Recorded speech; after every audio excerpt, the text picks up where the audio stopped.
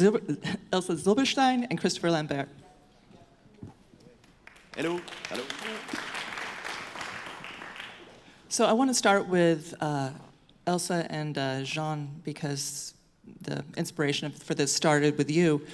Tell us about how you brought this idea to Claude. Actually, by chance, again, like in a Claude Lelouch film, one day I was on a plane from Paris to LA. I was sitting 10 rows behind this man, and we ended up doing the whole trip together, talking about film, love, cinema, desires, what we would love to do, and then we very quickly we spoke about Claude Lelouch film, and we just dreamt about doing a film with him, and we said, what about doing a love film with him? He hasn't done a love film in many years, so we should do a film like Un homme qui me plaît, or like One Man and a Woman. And I told Jean, I said, shall I dare calling Claude when I land? And he said yes. So I called Claude from LA, and I said, you have Jean and Elsa wherever you want, whenever you want. And 10 days after, when he's in his office, and he had written the beginning of the story. So, I mean, Claude, what was the germ of the idea that they brought to you? Besides, they wanted to, we have these two great actors, they want to do a love story.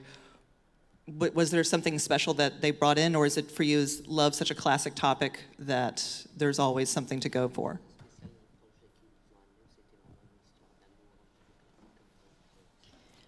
Non, au départ, il y avait un désir de travailler ensemble, et ce désir a alimenté tout le reste. J'ai trouvé que c'est la première fois que je ne choisis pas des acteurs, c'est des acteurs qui m'ont choisi. Et c'est délicieux. C'est délicieux, c'est formidable, et ça donne des forces absolument incroyables. Et ça force l'imagination. La contrainte sollicite toujours l'imagination. Et à partir de cet instant, j'ai essayé de savoir quel était leur point commun. Parce qu'ils sont très, très, très différents. Ils n'ont aucun point commun. Et c'est au moment où j'ai trouvé le point commun qu'ils avaient que tout est devenu simple et que le film est venu. It actually did come from a strong desire to work together, and that actually fed everything. It was the first time for me to be chosen by actors. It's usually the other way around. So it was a very sweet step to start this project. And that gave me an incredible strength, especially when you have different constraints. That's when your imagination has to be triggered to the most. And then I was trying to find a common ground between two persons who absolutely have nothing in common. Once I found it, it was kind of okay, things went smooth. And Elsa and Jean, did you bring any of yourselves to the perception of love in the film? I mean, it's a very romantic story. These two people who have ostensibly nothing to do with each other, but at the same time, they seem like very real, very flawed people, which is one of the things that makes the film so charming.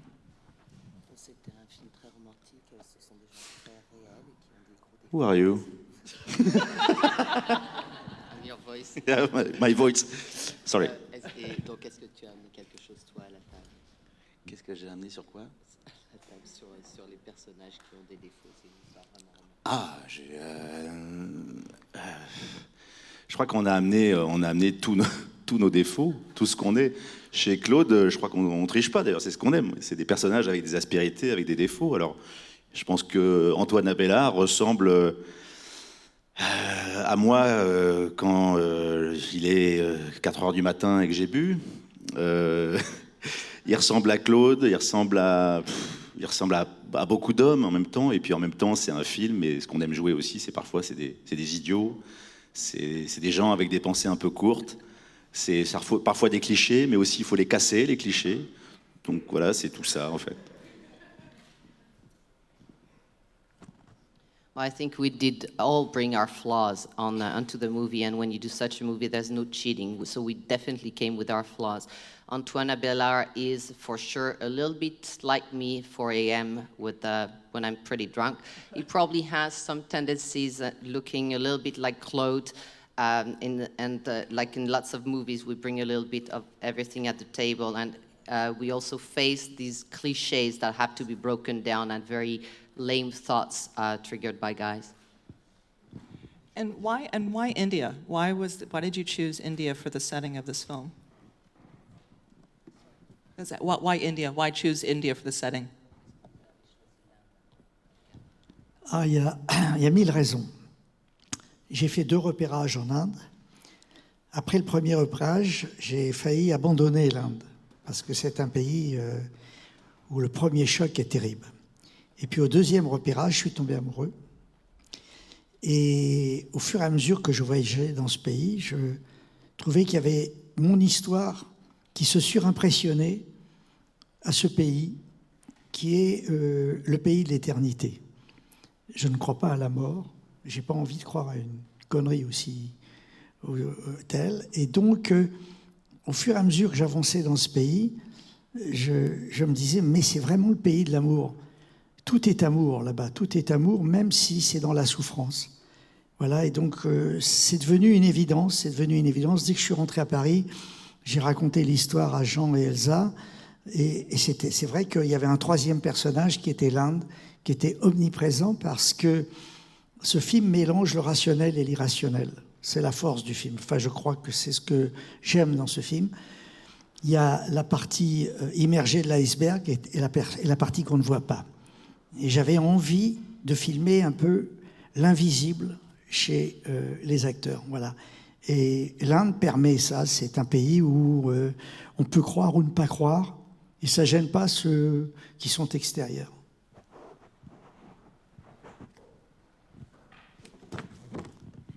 Well, actually, there's lots of different reasons, 1,000 reasons for choosing India. I actually went twice to India to scout around a little bit. The first time I almost decided to let go of India because it was such a shock. The second time around, the more I was exploring the country, the more I was finding my story, and this country had similarities in the sense that it's the country of eternity. They don't believe in love. They do not believe in death. Sorry, I do not want to think or believe in death either. And the more I was going forward in India, the more I discovered that it was a country of love, even though it encompasses extreme suffering. So once I was back in Paris, I said the story to Elsa and Jean, and what I was also very fascinated by is the fact that I could film at the same time the rational and the irrationality in this country. It would be almost like an iceberg. You see a very small tip, and all the rest is immersed. So I wanted to find, and India allowed me to find what is invisible in actors. And because this is what the film is about, and it keeps coming up, is the nature of love. I want to ask kind of everybody what they see, their own character's journey is on how they view love, because I feel like everybody starts at one place and ends somewhere else in terms of what they view as being the nature of love, in terms of its pleasures and definitely its disappointments. And so, Christopher, start with you. Tell us a little bit about the ambassador and where he starts with his belief in love and where it winds up. Well, I think he's got a serious position as an ambassador, but I think he's everything but serious. He's somebody who likes to play games. He's very childlike from time to time. Likes to pull some jokes on people. He's very sensitive, and he's very right about his instinct and his feelings. Somebody who's got to know immediately that something is wrong when his wife is calling him or he's calling his wife. He feels it, he knows it. And so I think he's very straight, is that the highest betrayal in love is, if it's not death, it's obviously betraying your partner as a friend or as a lover. And he cannot forgive that. Because no matter what, even if you forgive, the ghost of that situation is always going to be on your mind. and you can't get rid of it. So instead of wasting your time trying to put the pieces back together, just get rid of them. And it might sound hard, but it's the way it should be. Then you can move forward, then you can forgive and forget about it. And you know, you can be wrong about choosing your partner. It's exactly what Claude is saying, is that you can turn around a corner and meet the love of your life, but you might be married at that time. So what do? You spend 15 years of your life staying with somebody that you don't love anymore, or you get rid of him or her and start living. So it's a little my point of view about life, and it's my vision of the character. Also, Thank you. Oh. I think Anna, for me, I build the whole character like she's a lost soul in a way. When she arrives in India, she is passionate and fascinated by the country. And then, in a way, she's victim of her own life. Like, she's meeting Samuel, not knowing exactly who he is, and finally decided to stay and falling in love with him. So, for me, it's a mirror of who she is for 2 years. And then she's pretending to be like the perfect woman, but she's still very spiritual and helping herself to live with this, the sky, the cosmos, everything she's dreaming about, and she's trying to make a sense with her life, talking about all those books or trying to find a reason to live. And then when she's meeting the character of Jean, Antoine is everything she's against first in her mind. It could be, as she said, he's not spiritual enough, he's pragmatic, he's like kind of vulgar, is a man, typically a man. And the minute she meets him, it's very, there's a chemistry, obviously. And it's funny because Claude, when we began laughing, Claude said, keep that, it's good. And in a way, it's without any words, the first meeting is very electric. And is everything she has dreamed of, and it finally represents everything, is a danger. And she knows very quickly that her life might be in danger, and he's a man she should escape, but she is already in love with him when she is listening to his music and when she sees him rehearsing. So, and I think she is not herself really at the beginning. She's becoming herself. And the more the film goes, she's becoming maybe a bigger or a deeper human being. Jean? Alors, la question c'était le changement, c'est ça, sur le personnage. Je sais pas comment, je pense pas là. Pour moi, ça reste quand même un mec qui traverse la vie. C'est un sceptique, pour le coup. C'est pas un cynique. C'était quelqu'un qui s'amuse de tout. Je crois qu'il s'amuse de tout jusqu'au bout. Et tout à l'heure, on me posait la question à quel moment le personnage tombe amoureux, à votre avis. Et je me suis dit, je crois qu'il tombe pas amoureux, jamais. Peut-être à la fin. À la fin, quand le film se termine, peut-être que là, il va se passer quelque chose. Ou alors, il est tombé amoureux tout de suite et il ne le savait pas. Et je crois que c'est tout ça le personnage, en fait. Il ne sait pas tout ce qui se passe. Il traverse ça comme un imbécile, mais c'est comme ça, en tout cas, que j'ai voulu, moi, le ressentir et le faire. Et après, je peux pas expliquer à quel moment les choses se retournent. Voilà. I'm really not sure when the character switches around, but I find that he stays typically the man just going through life. He's pretty sceptic. He's not cynical, but he's someone very cavalier who makes fun of everything pretty much. I was asked earlier today when I was thinking the character was falling in love in the movie, and I think he did not fall in love at all, or maybe he fell in love at the end of the movie, or he did not even know that he was falling in love. And that's one thing that I find, is that he goes through life, he goes through things without really being conscious, without really being aware of things. So I'm not really sure when the switch happened. Do you think he loved her at the end? Was that, yeah. Yeah, did he? Yeah, did his character? Yeah. Ça vous ferait plaisir ou pas? Would Would you be happy with it? Would you be happy if you were? I'm Mais actually just, I'm really just. en fait, je crois que le film, c'est ça, en fait. Et chacun peut y mettre un petit peu ce qu'il veut. Si... But I think it's an interesting question because, I mean, obviously in the classic romantic comedy mold, they fall in love and they live happily ever after. But I think this movie kind of also asks the question, first of all, the nature of love, and also, is it really possible to love one person to the end? Or is it a question of, let's say, is it more of that, we encounter people and we fall in love, we may fall in love as we go multiple times?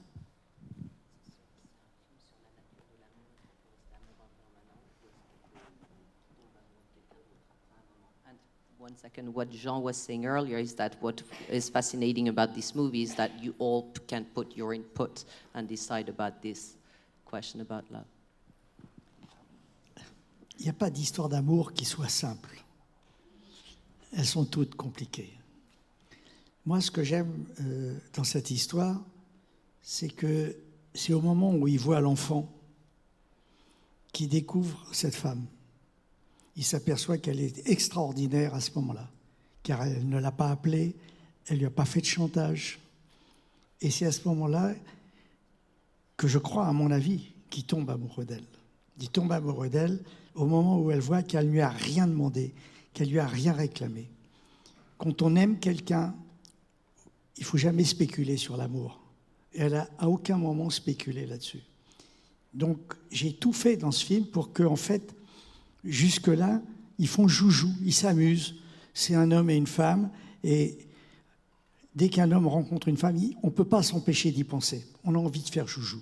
On a envie de faire joujou, on a envie de jouer. Et puis d'un seul coup, il ne peut plus faire joujou. Cet enfant est là, qui lui donne d'un seul coup une réflexion absolument incroyable et qui fait qu'il prend conscience. Mais je crois que, pour moi, il tombe amoureux à ce moment-là. Quand il lui dit « vous avez coupé vos cheveux », c'est à ce moment-là qu'il lui dit « je vous aime ».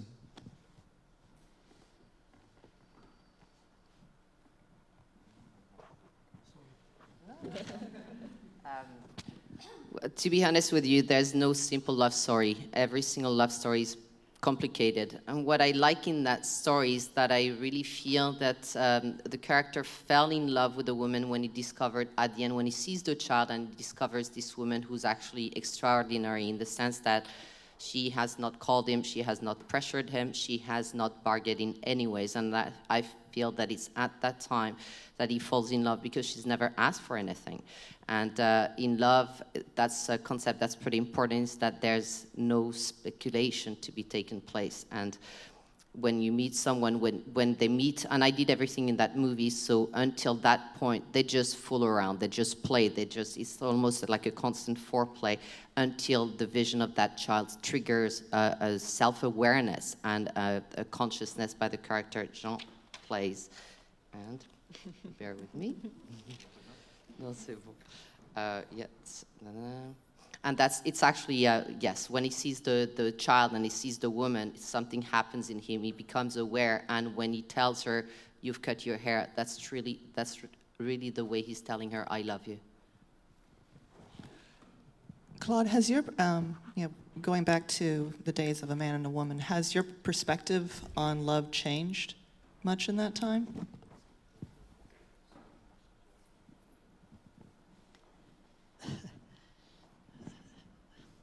L'amour est mon jeu préféré. C'est la distraction préférée de l'humanité. Je me suis jamais lassé de la possibilité d'aimer quelqu'un. Je pense que si j'ai consacré tant de temps à observer les gens qui s'aiment, c'est tout simplement parce que c'est ce qui donne un sens à notre vie. Je veux dire que moi, je n'ai pas trouvé quelque chose de plus fort que l'amour qui justifie tous les emmerdements de la vie. Je veux dire que c'est la seule raison qui fait qu'à un moment donné, on accepte le reste qui est cruel. Je veux dire que ce moment délicieux où on est capable d'aimer quelqu'un d'autre plus que soi-même, c'est la récompense des récompenses, c'est l'Oscar des Oscars, c'est la palme des palmes. Donc je travaille là-dessus. et avec tous les risques que cela représente. Car il n'y a rien de plus cher qu'une histoire d'amour. C'est de plus en plus cher. Ça va être de plus en plus rare. Et aujourd'hui, ce n'est pas la terre qu'il faut sauver, c'est l'amour.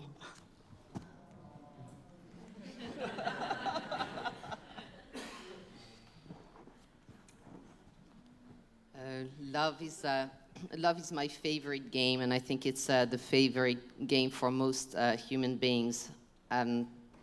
I never tired to think it's possible to love someone, and if I dedicated myself to observe so many people in love and loving relationship, it's because I find this is the meaning of life. I do find there's nothing more important than love, and love only can justify all the problem we face, and that in the end brings acceptance to whatever cruelty we have to face. It's winning a golden palm, or it's winning an Oscar when you manage to get to that point when you love someone else more than you love yourself, and that includes all the risks that falling in love entails. And I do find that in our time, we talk about saving the earth, but we do need to save the love first. I want to talk a little bit too about, there's another character in the film, Amma, the spiritual leader who they go on a pilgrimage to see. Was Amma's well known for this role, but I guess was she symbolic of the sort of that nature of the universal acceptance of love?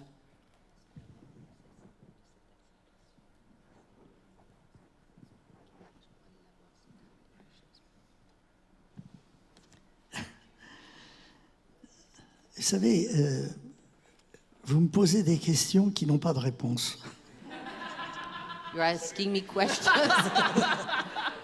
that do not request answers. On ne raisonne pas quand on est amoureux. Amma, c'est quelqu'un qui peut être la sainte des saintes ou l'escroc des escrocs, selon le regard que vous portez. Celui qui voit en Amma un escroc a peut-être raison, et celui qui voit en elle une sainte a sûrement raison. C'est le regard que vous portez sur l'autre qui est très, très, très important. Moi, quand j'ai rencontré Amma, j'ai eu un vrai choc. Un vrai choc. J'ai senti que j'ai eu la chance de rencontrer plein de gens dans ma vie, des gens formidables, extraordinaires, des stars, des présidents de la République, etc. La personne qui m'a le plus impressionné, c'est Amma. Et dès que j'ai rencontré Amma, j'ai su qu'elle serait omniprésente pendant tout le film. Voilà. Et je ne peux pas vous donner d'explication. Si je pouvais vous donner une explication, là, je serais malhonnête. Vous voyez ce que je veux dire ? C'est plus fort que moi. Mon inconscient, aujourd'hui, me dit que Amma est la personne la plus importante que j'ai rencontrée. Et ça, c'est mon inconscient qui me dit ça. Vous voyez ? Par contre, quelqu'un de très intelligent pourrait me dire que je suis en train de faire la plus grosse connerie de ma vie. Vous voyez ? Mais comme maintenant, j'ai décidé de faire plus confiance à mon inconscient qu'à mon intelligence, Amma est la plus belle personne que j'ai jamais rencontrée. Et je suis ravi qu'elle soit dans mon film omniprésente. Voilà. Et j'ai pris beaucoup de plaisir à filmer mes acteurs avec tous les doutes qu'ils avaient, surtout Jean. Jean y était allé en marche arrière, vraiment en marche arrière. Et quand je l'ai vu craquer et pleurer dans les bras d'Amma, ça a été ma récompense.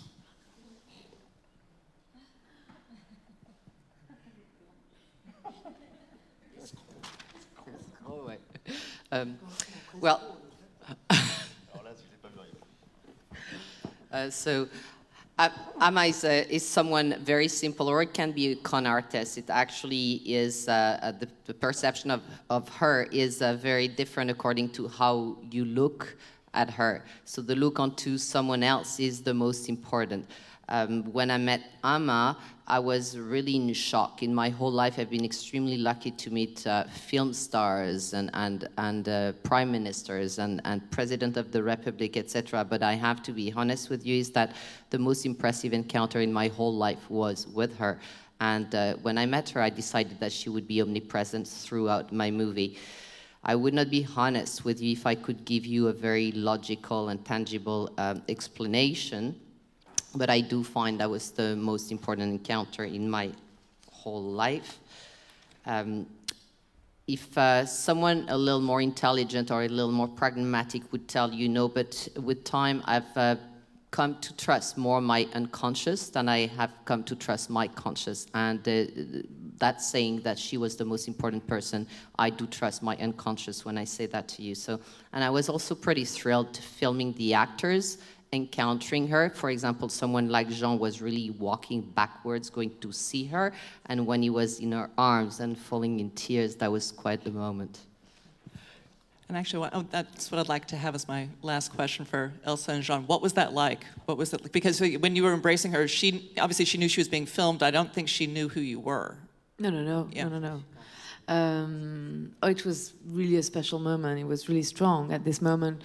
Maybe during the whole film as well, when the limit between the fiction and the reality is very thin. It was, we were part of this amazing, strong and special event, and there was 3 cameras on stage, and it was, we suddenly, I was still my character, but I was still living the moment as well as Elsa, so it was very emotional, and it's very moving to be on the stage and to meet this woman. It's, I'm not saying I'm different now, but I'm like Claude. She has something special, and I think she's bringing hope and love, and we are now in a special, very cynical and hard moment in the world, and I think she has this fantastic ability to make you believe that everything is possible still, and that you have to believe in your star, and you have to believe in who you are, and we have to look at each other and to believe in love.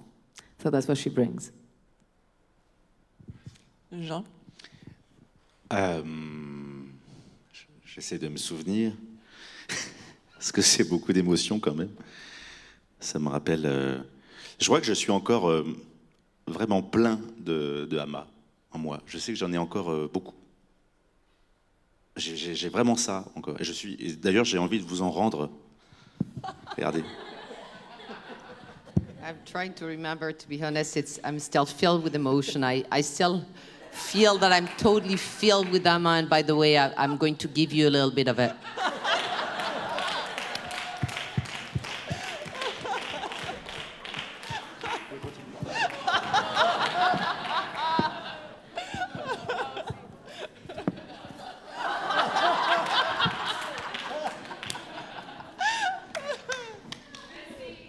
C'est moi.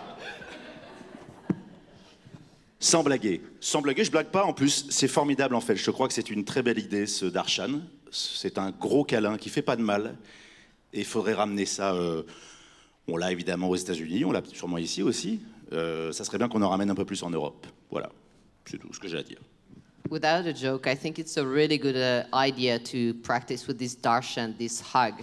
And I think it's something that you guys practice in the US, maybe here as well, but I think that concept of hugging should be brought in Europe and France.